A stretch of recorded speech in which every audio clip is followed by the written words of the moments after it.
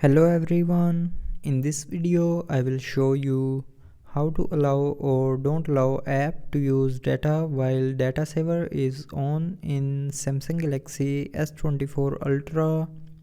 So before starting the video, don't forget to subscribe the channel and also press the bell icon. So first of all, open settings. Now in settings, scroll down and here click on apps. Now in apps, click on this three dot more icon and then click on special access. Now here scroll down and click on apps that can always use data. Now here it will show you all the apps that uses mobile data.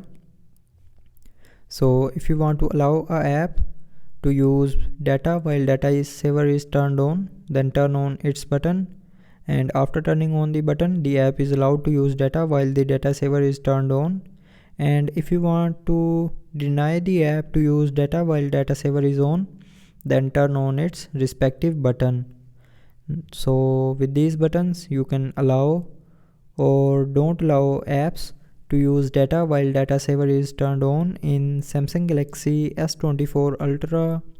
So I hope you liked the video. Thanks for watching.